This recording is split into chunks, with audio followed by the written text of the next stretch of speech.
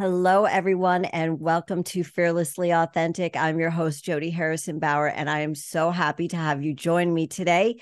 If you are a new listener, welcome to the show. This is a place where we educate you, empower you with that education, maybe entertain you a little bit, and inspire you to live a fearlessly authentic life. Because I don't know about you, but I spent way too much not being the person I wanted to be and being afraid of taking risks. And it wasn't until about 20 years ago when I decided to make one of the biggest decisions of my life and change my life completely with two small children. I decided to finally step into my power and realized not that I wasted so much time, but that I had so much more living to do. So I'm hoping that that's what we can do here with you. And I have an incredible guest here that I have been a huge fan of. I was going to say fangirling, but that sounds really immature.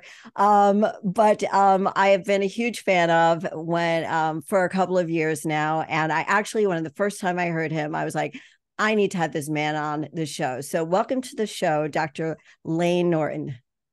Thanks for having me, Jodi. I appreciate it. Yeah, I'm so excited to get into the nitty gritty of everything that you do and everything that you can teach us today.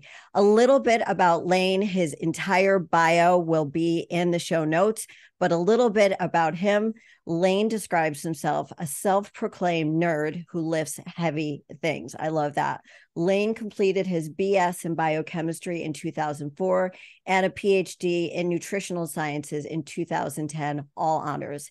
His competitive athletic career highlights include many world titles, including in 2022, Layne won gold at the IPF World Championships, making it back to Worlds for the first time since 2015.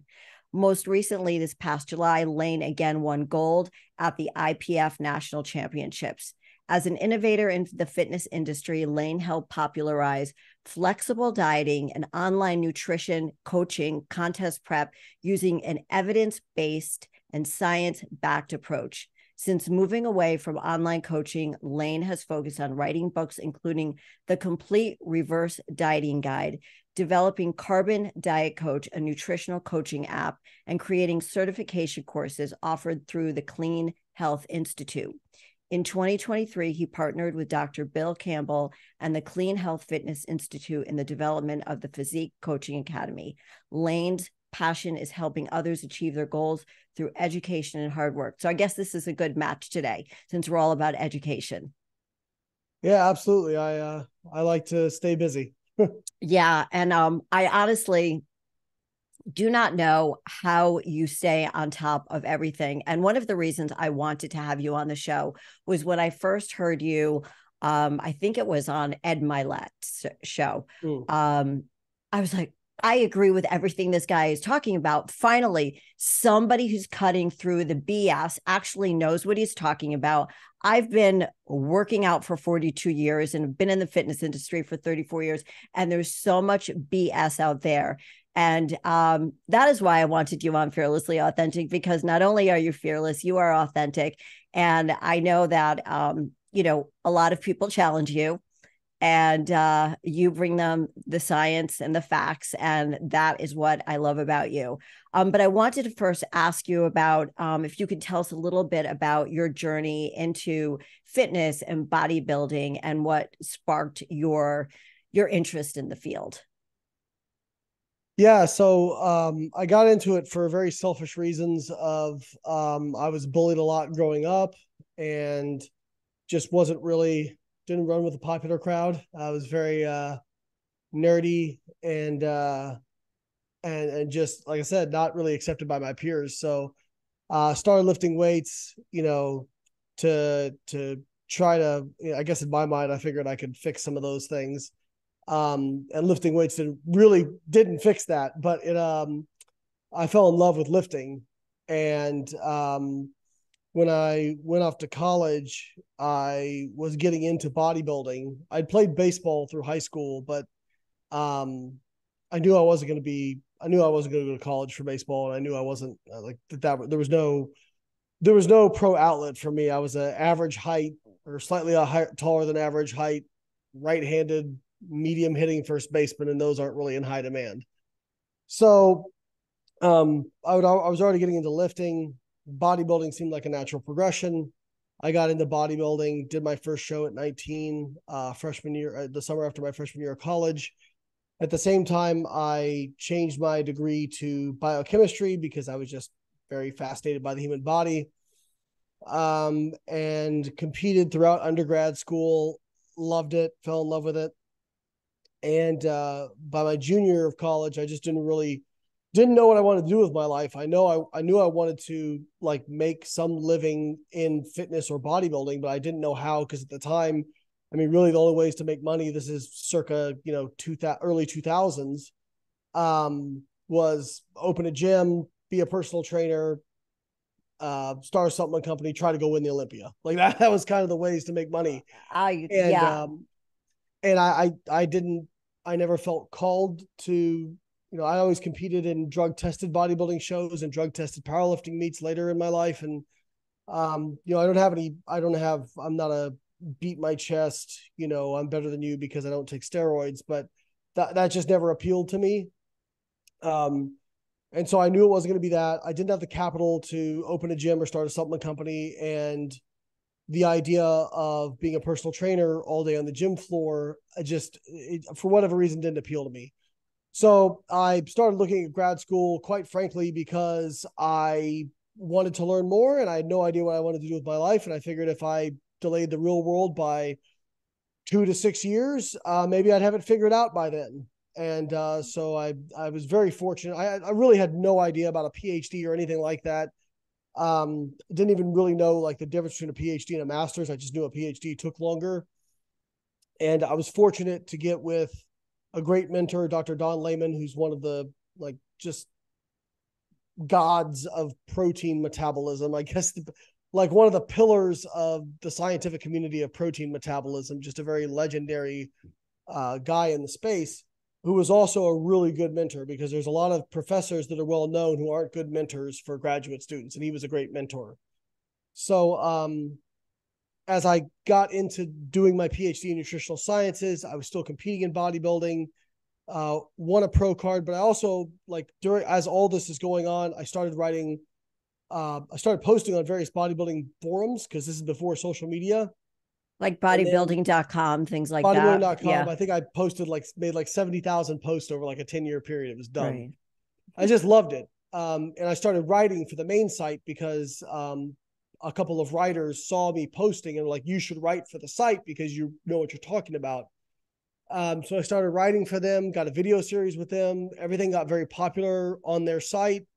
So people started emailing me, asking me for nutritional advice. So I started coaching in 2005 online before anybody really was doing it at scale. And just like as a way to make some side cash, like I didn't really think much about it. I'd get, $50. Like I charge like $10 a week. I'd get like $50 and I'd be like, oh, cool, I can take my girlfriend out for dinner or something, like it was, I really didn't think anything of it. And over time, just through sheer word of mouth, that grew into a full-time, like 6-figure business over about 3 or 4 years. And at the same time, just kept getting more and more opportunities to write for magazines, to appear in videos. I got a chance to announce the Olympia a few years, the webcast, that is. And so I just said yes to so many things and did so many things. And then finished my PhD. And at the same time, did my first pro show in bodybuilding, did well there, won a pro show, got into powerlifting. It turns out I was actually better at powerlifting than I was bodybuilding. I won 2 national titles in 2014, 2015, went to Worlds 2015, got a silver medal overall, set a world squat record at the time, went through some injuries, came back, and you kind of covered the rest of the story. That is a really abridged version of everything, I guess. And along the way I built a business in the reverse way that most people do it, which is, most people develop a product or a service that does really well. And then they get as the CEO or owner, they get well known for it. I built this personal brand, but I had nothing to sell people other than one-on-one coaching, which I realized, I'm trading, if I want to make 25% more money, I've got to do 25% more time. And so I started going, okay, what are things that people want from me that would add value that I could sell. And then that's how I started like these other businesses. So it's been a heck of a journey. We sound very familiar, and we're probably about 20, 25 years apart, because I started in 2002 after my divorce. And I was like, well, what do I love to do? I was a stay-at-home mom. What do I love to do? And it is hard to put everything that you just did in a very condensed form. So thank you for sharing all of that. And I know that you were going through it really fast, but I mean, you've accomplished so much. And I know it's not easy. You're very humble about it and very modest about it. And it's, the competitions, what drove you to do them? Was it, you mentioned, well, I wasn't really sure what I wanted to do. I sort of did things in the reverse way. I mean, for me, I did it to build more confidence. I did it because it was something I loved, and I'm always pushing myself to the next level. I wanted to see how far I could push my body and my mind. I didn't even realize how my mind was getting strong as well. And that led me to have more confidence. And then I opened up my own business. So I was curious if those thoughts were in your mindset as well. So I think I actually did it out of insecurity at first, to be honest. Or if it's not insecurity, maybe I was talking about this with a friend yesterday. I was never accepted by my peers, and I was told I would never be anything. I was told I was worthless. And I think a lot of it stemmed from, I am going to prove you wrong. I'm going to take that. I'm going to prove you wrong. Love it. So, not the healthiest way to approach things, I guess, but I did fall in love with competing, with pushing my body. And it gave me confidence, but not because I got stronger and not because I got more muscle. It gave me confidence because I had to come up against, a lot of setbacks, plateaus, things I had to push through, things I had to get past. And I always call this progressive overload for life, which is the more hard stuff you do and get through, the more hard stuff you can do and get through. And, I always tell people, like the first time I walked, like my best squat ever at Worlds in 2015 was 668 pounds. Now, if I walked in a gym the first time and tried to squat half of that, it'd crush me. Like there is no chance, right? And so, but you work up to it over time. You expose yourself to stress and you adapt. And as my coach says, adaptation is never comfortable. So it hurts physically, mentally, emotionally. But that's how learning how to get through those and work through those and seeing what I could do when I didn't quit and was consistent. Really, I always tell people, if the only thing you learn from lifting weights is how to get a great body or get stronger, you really missed everything. Like you missed 99% of the lessons. It's a metaphor for life, in my opinion. Yeah. The gym, it's like a metaphor for life, right? Absolutely. So, learning how to work through those, work through injuries, setbacks, a lot of stuff that like a lot of people told me would be career ending. Like even when I was 20, I had 2 herniated discs in my neck. I was told I'd probably never be as strong again as I once was. I completely tore my right pectoral. I've partially torn my left pectoral. I've torn muscles in both hips. I've had 2 herniated discs in my lower back, 2 bulge discs in my lower back. I've partially torn one of my adductors. And yet I'm still here, still squat over 600 pounds, still deadlift over 700 pounds, still doing it. And it really gave me a lot of confidence that if I commit to something and I do the work and I'm consistent, that I can get through almost anything.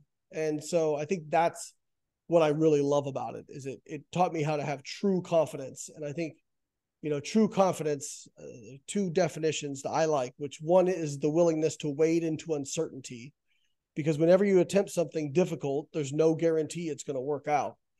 And then also, confidence is basically the ability to try really hard things, knowing that it might not go your way and you're still going to go after it anyway. And you can only develop that through, there's all these, sorry, I'm going off on kind of a tangent, but there's all these books about how to be more confident. And you can read all the books you want. You can watch all the motivational videos you want. You have to execute. You have to try hard stuff. If you don't do it, you're not going to actually have confidence. Because why would you? If you've never gotten through anything difficult, why would you have confidence that when something difficult pops up that you can get through it? So you got to, ideally, your first setbacks that you experience are hopefully like relatively small, and you can get through them and learn from that. And then when other things come up, you can handle it better. I mean, David Goggins said, I don't run to be the fastest person in the world. I run so when I get a phone call that something tragic's happened, I don't fall apart. And I kind of like that definition. You know what? I've heard him say that. And before we got on the air, I told you that I was hospitalized with salmonella food poisoning. Mm-hmm. And my husband, who is a physician, was blown away at my strength. I walked in there, they did a scan. I had pancolitis caused from the salmonella. Yeah, it was bad. I was on morphine for 3 days. It was really, really bad. And he said, he's never seen me suffer like that. And he's like, you were so together with it. Now, maybe it's because he's a man and I'm a woman. But I think men tend to be dramatic when we're he's sick. Very dramatic. And I think I kept it all together because of the things that you're talking about. Maybe it was having 2 children, 2 miscarriages. And then, all the years that I competed and building that resilience, and just knowing that I could get through anything if I, in most cases with the right mindset. But it teaches you so much about life. And I've tried to encourage at least one of my daughters to compete, and not just because I want them to win, but I want them to go through the journey. And it's almost like when you get a new client, you've been coaching for years. When you get that new client, you sort of, the mindset they need to have. And I want to go to that right now about mindset versus physically doing the work. That when you work with somebody that they do have to have the right mindset, and most of them do not. So how do you work with somebody who isn't like us, who doesn't have that strong mindset? I mean, my coaches will tell me to, you got to get up and you've got to do fasted cardio for 45 minutes in the morning, Jodi. Like, I hate cardio. I friggin' hate cardio. But if you tell me to do it because I'm going to get stronger, I'm going to get better, it's going to change my body, it's going to change my mind, my life, maybe, I'm going to do it. So what do you do when you have somebody who maybe resists the change? So I had I don't really take on many clients anymore, but I take on like maybe 1 or 2 a year. Because I do like to keep my finger in coaching, just because I think that's important for me to like work with actual people and not just read studies. And I had a guy, he was really very successful in the like financial areas of his life, but very unsuccessful with diet and nutrition. And I find that this type of person typically comes to me and says, okay, I'm ready to work out 6 times a week for 2 hours, and I'm doing and I'm like, listen, this isn't going to work. Like, why don't we, if you do 6 times, fantastic. Let's start out with the goal that we're going to get you in the gym 3 days a week consistently. All right. And then if we get stuff on top of that, that's gravy, because it's important to understand where the goal is, like where that is set. Because if it's 6 times a week and you only get in 5, now you're like, oh man, I'm failing, whatever. And especially people who have like a perfectionist mindset, they'll just go, oh, I screwed it up. Might as well just not do anything. And so I want somebody to start with like, it's like if you're climbing a mountain, if you think about how far up the mountain you've got to go, you're going to freak out. But if you just focus on the next ledge, it becomes much more palatable. I mean, it's the same, a journey of 1,000 miles begins with a single step. You can only eat an elephant 1 bite at a time, but really there is something to like, what is in my line of vision that's reasonable as a section of this unreasonable goal? Okay. And I'm going to focus on that.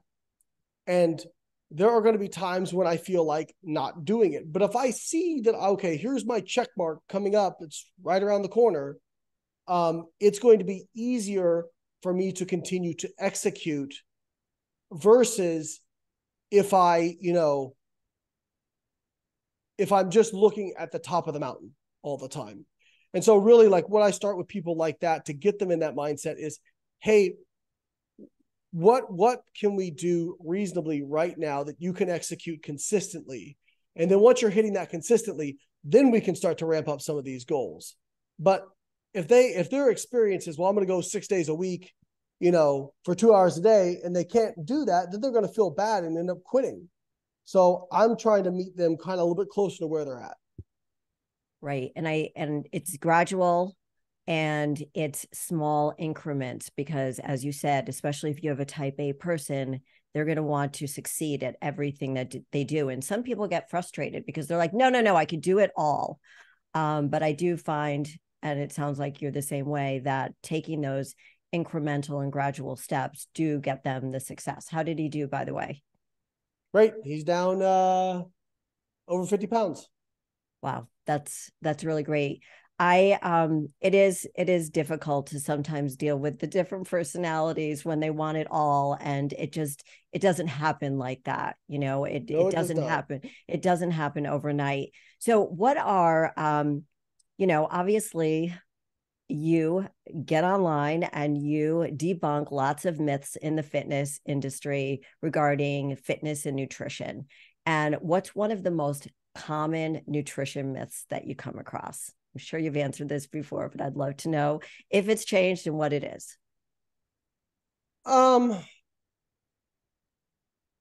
Most common. I mean, there's so many. I don't know if I could pick one that's the most common. I think overall, it's probably more of a category, which is this like appeal to naturalism, like the naturalistic fallacy, which is people have this belief that anything natural must be better for you, or anything that our ancestors did must be better for you. This is kind of like versus Western medicine. Well, just in general. Okay. So let me give you an example. So a lot of times people have years ago, there was this invisible hand theory of economics, okay, which was basically like these sort of things happen in the market, and so the market must want them to happen. When in reality, what you're dealing with is a bunch of companies competing with each other. In fact, I was just reading a paper on this as it relates to obesity and weight loss and set point. So have you ever heard of set point theory? So set point theory is basically this idea that you have like a kind of a level of body fat that your body likes to sit in.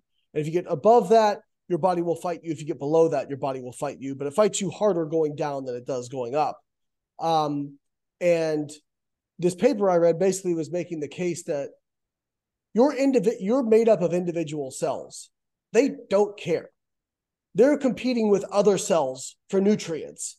And what you're having happen on the whole is you're observing this phenomenon that you see, that you think, oh, the body must want this, and therefore that's why the body does this. When in reality, there may not be a reason.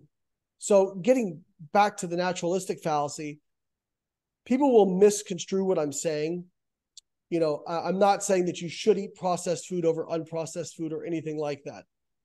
What I am saying is when it comes to nutrients or foods or compounds or whatever it may be, each compound, nutrient, food should be evaluated on its own merits. And what does the data say? So a great example of this, I just put a post about this today, is seed oils.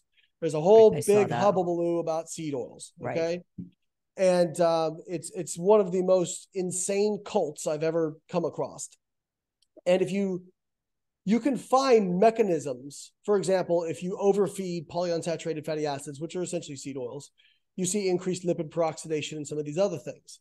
But if you replace saturated fat with polyunsaturated fats, and that's important because you're not overfeeding it, you're replacing it, because if you're eating one thing, you're replacing another thing, right? If you're holding calories steady. When they do studies like that, they see either neutral or positive effects on cardiovascular disease, mortality. Cancer is more neutral than it is positive, and a metabolic health. So, like, shouldn't that be the what we care about. But people get so caught up in these individual mechanisms, like, oh, well, but this thing activates this, and what about this? And it's like, okay, that's like saying, don't invest in this mutual fund because it has a stock in it that's down by 40% this year. But the mutual fund's up by 25% overall. Who gives a damn about the one stock that's down, right? So I'm saying when you're looking at foods, a way of eating, whatever, look at the overall outcome. What does the overall outcome say? Because I hold open in space for the fact that foods and nutrients may have positives and negatives. The question is, do the positives outweigh the negatives? And we should evaluate that for each individual food in each case. And then the other thing they'll kind of bring up is, well, look at the way it's processed and created. It's similar to the way motor oil is created. My response is always, I don't care. I don't care. I don't care if Dr. Jekyll made it in a lab with rats, milling it around. Like, I just don't care, because what should matter is if we feed this to people in place of something else, do they get healthier? Right. That should be the question. Right. And that is, and it's almost like people use that as a distraction from actually focusing on what's really healthy for them. I see that often. Well, what about this? And what about that? No. Just focus on the stuff that's going to help you, and don't be bothered by all of the other extra things that are distracting you, because, eating healthy is pretty simple, but people make it very confusing and complicated. And I don't know if it's because they don't really want to understand that eating healthy is so simple. You can't sell simple. That's why. It's hard to sell simple. Well, when we get back, we're going to take a quick break right now. We're going to take a break. We're going to come back. You're going to break all of this stuff down: macronutrients, fats, carbs. We're going to talk about semaglutides and a few other wonderful things. Women. Great. Okay. We'll be back in a few minutes with Dr. Layne Norton. Hello, everyone, and welcome back to Fearlessly Authentic. I'm here with Dr. Layne Norton, and we are going through everything about nutrition and fitness, the myths, the truths, and everything. And we've got the truth teller here right now, science backed. Here we go. All right, Layne, explain to everyone what the 3 macronutrients are and what they do. All right. So protein is unique, and it is the only nitrogen containing macronutrient there is. So if I was going to give a quick 1-minute crash course in proteins are digested into amino acids, which contain an amine group, which has a nitrogen on it. Those amino acids are involved in broken down and then absorbed, and then can be circulated throughout the body and used as essentially building blocks for all the proteins in our bodies. And that goes for skeletal muscle. Pretty much every tissue is protein, is what it's made out of on a tissue level. There are like lipids and carbohydrates, but the majority of it is lean tissue, other than adipose. Adipose is the one exception to that. And so they're very critically important, especially the essential amino acids, because your body cannot synthesize the essential amino acids, so you have to get them through diet. And if you ingest enough protein, they have shown that can increase your rates of muscle protein synthesis. It's probably better for building muscle, and may have some other health benefits as well, in terms of satiety as well as metabolic health. Carbohydrates are. Can we just stop for a second? Just get into protein for a few minutes. Protein is the number one macronutrient. That is like the number one most important one out of the 3. Would you say? Well, they're all important for their own reasons, but protein is. If you're going to grab a macronutrient, the one you're going to grab is going to be the protein for the most part, right? Yeah, I mean, so you don't get malnutrition from not having enough carbohydrate. Any malnutrition from lack of dietary fat can happen, but it takes longer. But malnutrition from protein, you can even if you have enough calories, you can still have protein malnutrition. And so protein is unique in that aspect. And for the reasons we both mentioned, if I only had to pick one, I'm picking protein, even though, eventually just eating protein, you could have some serious problems as well. Well, right. That's why you need the fiber. Right. Well, fiber, but then also there's they had what was called rabbit poisoning back in the when explorers landed over here. If they were found that they were pretty much exclusively eating rabbits, they actually they still don't really completely understand it, but some of them died, and they think it's due to the lack of dietary fat, the fact that it was only protein. So, but anyways, nobody's eating that way, hopefully. Right. But yeah, protein seems to have a better thermic effect of food, meaning it takes more energy. Your body's putting more energy to get the energy out of protein, so you get like a lower net calorie load. And you have, in general, better satiety with protein. It's more filling and seems to possibly improve insulin sensitivity, all things being equal. There's a lot of talk about how much protein somebody needs. I've always said that it's based on your activity level and your goals. That's simplifying it again, what we talked about before the break. It's pretty simple, but people want to complicate things. Is it that simple, or do you believe that gender and age come into it as well, if keeping this simplified? So gender doesn't seem to matter. Age probably matters a little bit. They do show that as you get older, you have deficits in your anabolic signaling in response to protein. You can still get the same anabolic response, but it probably requires more protein.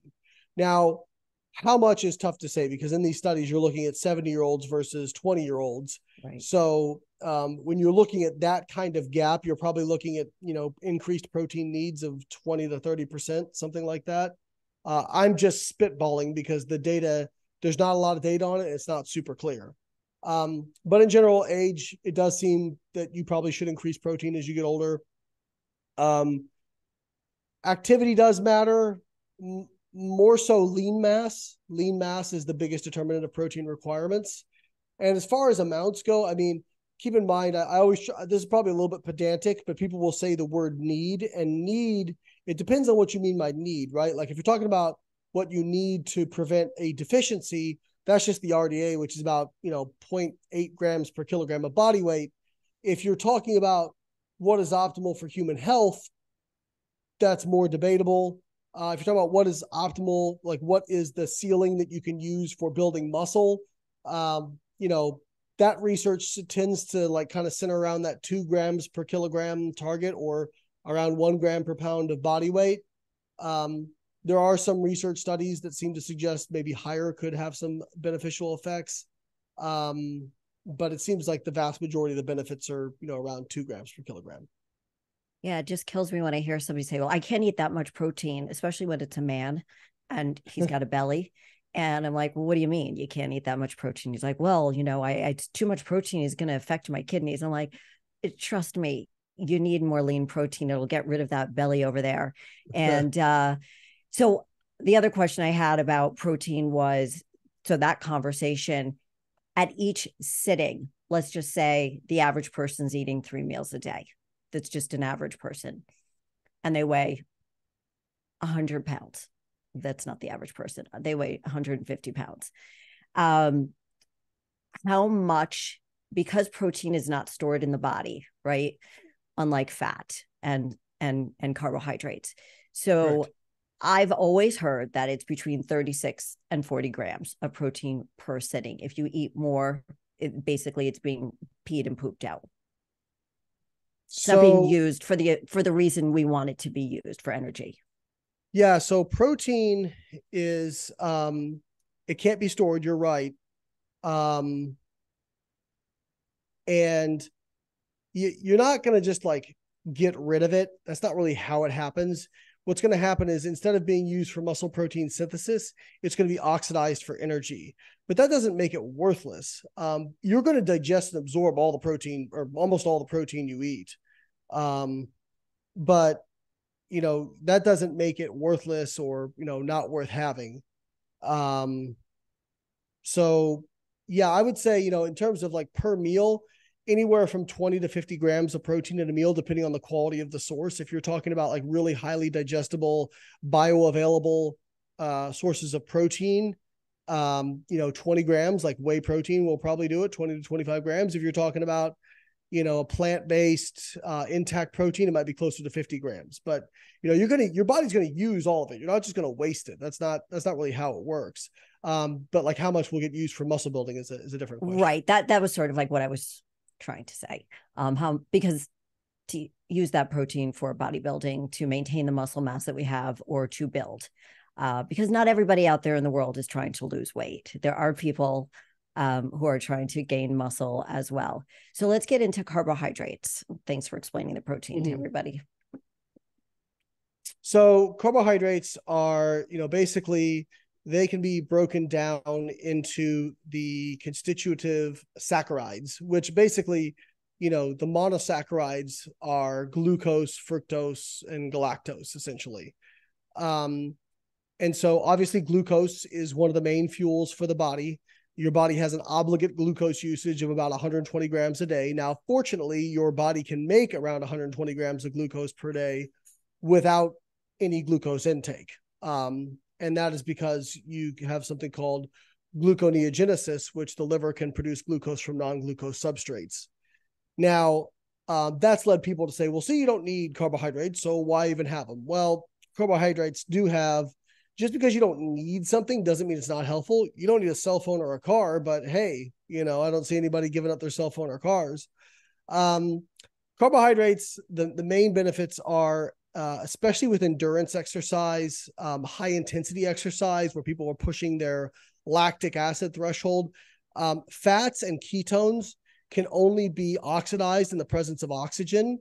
So if you're doing high output work where you can't get enough oxygen, like sprinting or weightlifting in some cases, then you have to use carbohydrate. You can't use fat. And the research studies show that like your performance is typically better with carbohydrate versus not. Some exceptions to that are when you get like below 65% of your VO2 max with like marathon running or ultra marathons, then there's not as clear of a difference in performance. But carbohydrates are a great fuel. And they're the main, like if the body has a pick between glucose or fats, it will choose to preferentially oxidize glucose. So yeah, and the main benefit of carbohydrate containing foods is many of them are, if you do healthful ones, are high in fiber, and fiber has a multitude of benefits. So another thing that one of the reasons why I love following you and love what you have to say is the people that say, I don't eat carbs. Nothing drives me more crazy because they think a carb is just bread or pasta. They don't realize that it's fruits and vegetables as well. And I just hope that you keep educating people because they just need to understand. And the no carb diet is it's for me, in my opinion, it's just not a healthy, nor is it a sustainable, realistic way to eat for longevity. It can be healthy. It can be, well, it's healthier. So let me back up.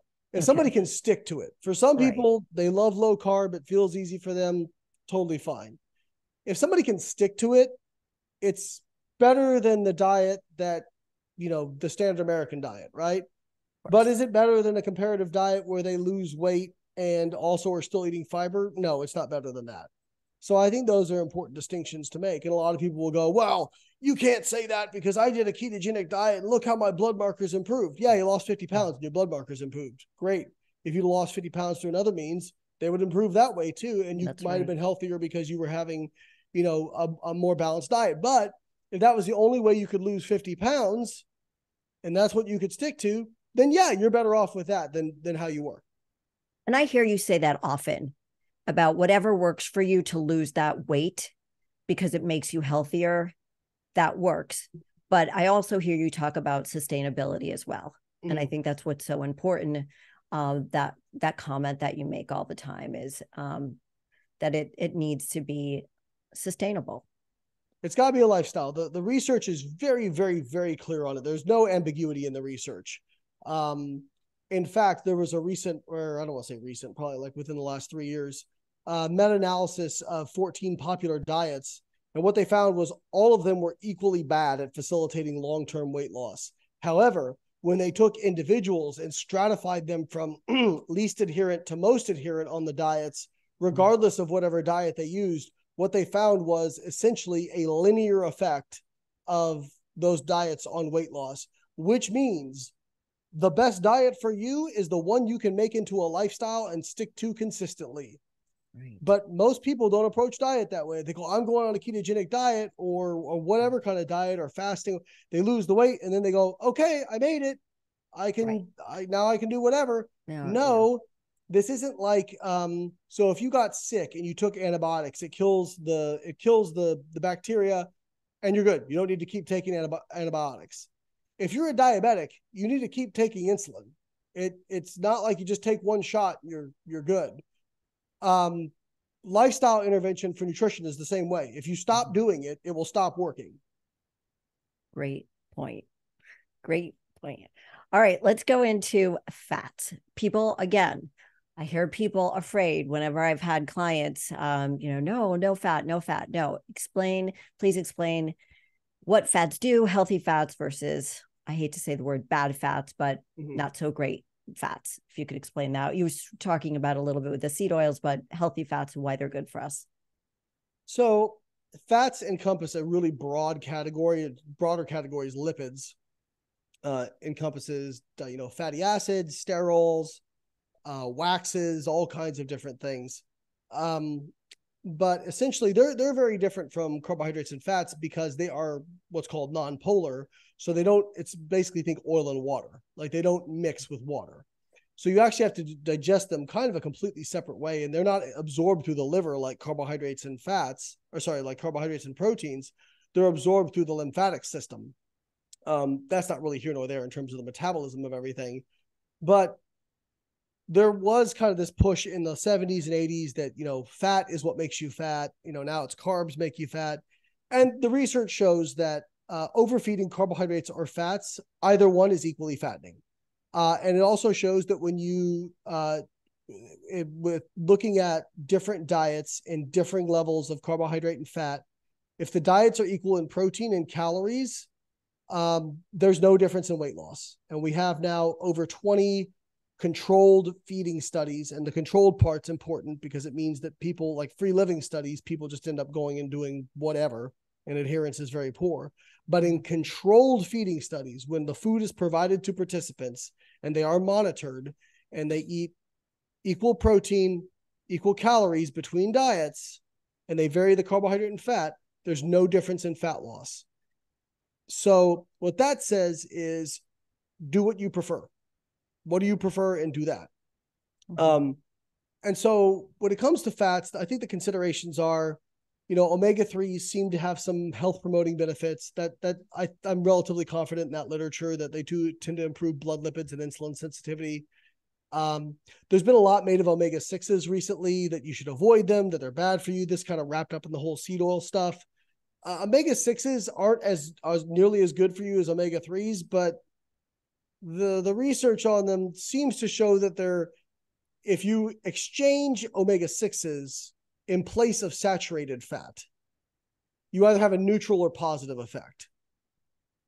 Saturated fat, and I'm not here to demonize saturated fat. I'm not saying you can't have any saturated fat. I'm not saying to not eat animal products or anything like that. But saturated fat, when it's high enough, can raise LDL cholesterol. LDL cholesterol. Now, this is something I changed my mind on. I was in the camp of people who said LDL doesn't really matter. It's all about the HDL to LDL ratio. And I was that way until about 2014. And then they had a lot of what are called Mendelian randomization studies that came out, which essentially the way Mendelian randomization works is you have people, let's take LDL, for example, who naturally secrete more or less LDL and who naturally clear more or less LDL. And so you can look at these people over the course of their lifetime and see, hey, who dies earlier from cardiovascular disease? And man, when they do the regression, you basically can draw a straight line through the lifetime exposure to LDL and the risk of a cardiovascular disease event. And so to me, that's basically like a lifelong randomized control trial.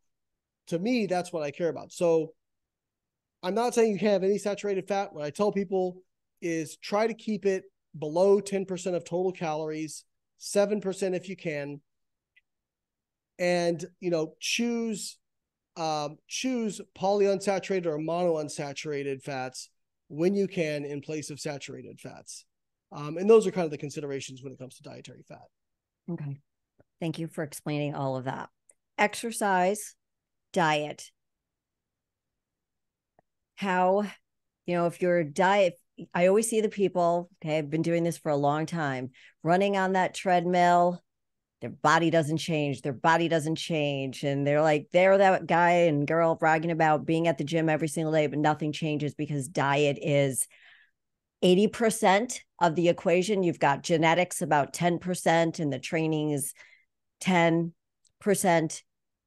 But diet, which is the hardest thing to adhere to for your whole life, where does exercise and why is exercise so important with a healthy diet? And why doesn't your body change? If you're exercising every day, you're on, the Raptor machine for an hour, reading a magazine, talking to your friends, and you're like, nothing's changing. Body doesn't change. Well, I think your body will change a little bit, but, unless you are progressively, improving, it'll improve a little bit and then stay at that level. Right. So, I think there's a few, the benefits of exercise. One is really, even if you don't lose weight, if you exercise regularly, you'll get metabolically healthier. So you absolutely should exercise no matter what. When it comes to weight loss, there's a lot of misunderstandings around exercise. Some people say, oh, it makes no difference in weight loss. Some people say, well, it makes all the difference. The reality is diet is the bigger lever to pull. And the reason is it takes. Can you say that again? Can you say that again, please? Diet is the biggest lever to pull. Yes. And the reason is, think about how easy it is to eat 1,000 calories. Have a slice of cheesecake. Boom. You can eat that in 5-10 minutes? Now think about how long it takes to expend 1,000 calories. It is a very long time. Even with intense exercise, you're going for an hour or two. Like, you have to go really hard. So just not eating the cheesecake is easier for most folks, like in terms of time management. And so that's part of it. But another thing about exercise, it does help with weight loss. The reason being is, on average, exercise will actually sensitize you to satiety signals. So it actually has a slightly anorectic effect. Now, people get this mixed up. They'll say, no, I feel hungry after exercise. You do, but you don't compensate fully. What I mean is, let's say you burn 500 calories from exercise. On average, your body will compensate by you eating about 200 calories extra. That's still a 300 calorie net benefit, right? Now, some people are individuals, people are different. Some people feel hungrier from exercise. For them, maybe there's more of a compensation and that ends up being a problem, right? But overall, the effect seems to be that exercise actually helps with satiety. And psychologically, if people are exercising, maybe they're more likely to buy in on diet as well. But I think exercise is, it is a very huge lever to pull, just because you don't have to lose any weight to get healthier. So you absolutely should do it. Right. Absolutely. Thank you. Well, I have literally 100 more questions to ask you, and we have about 2.5 minutes left. I can't even believe this. Wanted to ask you about semaglutides. I wanted you to talk about your app. I'll give you a quick 30-second. Okay, and then your app. Yep, go ahead. Okay, so semaglutide seems to be the most effective intervention we have for treating obesity. It is a variant of a gut hormone that acts on the hypothalamus as well as your GI to tell you that you're full. So it basically is the best appetite suppressant we've ever come across. There's concern about thyroid cancer. There's concern about loss of lean mass. What I'll say is the studies on thyroid cancer were in rodents. I'm not really concerned about that until I see more data. And the studies on lean mass loss show about 40% of the mass loss is from lean tissue, but that's not that much different than studies that are looking at diet without exercise. So they'll need to show studies with exercise and semaglutide. Overall, it seems like a pretty positive thing. There are side effects in terms of gastroparesis and those sorts of things. But overall, it seems to be relatively well tolerated and works well. But if you're using it to lose 5 pounds, I think you're an idiot. This should be reserved for people who really, really need it, not people who are just looking to look good at the beach. Thank you. I call this last summer the summer of skinny, where I saw everybody on Instagram get skinny and lose muscle.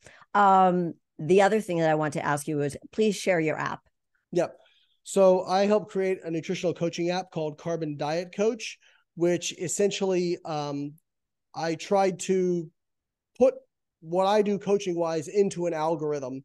So this app will basically ask you questions about your goals, your individual metabolism, and it will come up with customized nutritional recommendations based on your metabolism, your goals, and your dietary preferences. And then you'll check in with the app each week based on how you progress. The app will adjust your nutritional targets to make sure that you stay on point towards your goals. So you can find that in the Google Play Store as well as the Apple Store, and it's called Carbon Diet Coach. Amazing. Thank you so much for being on the show. We have 30 seconds left. How can people find you? Biolane.com, and I'm Biolane on all social media. Okay. Lane, wait, can you answer what it means for you to be fearlessly authentic in like 20 seconds? To always stick to the data, regardless of my personal bias and regardless of my feelings and regardless of what other people are trying to pressure me to say. Oof, sounds like a scientist to me. Dr. Layne Norton, thank you so much for being on Fearlessly Authentic today. And until next week, we will see you next week. And Layne, thanks again so much for being here. Thanks for having me. Bye, everybody.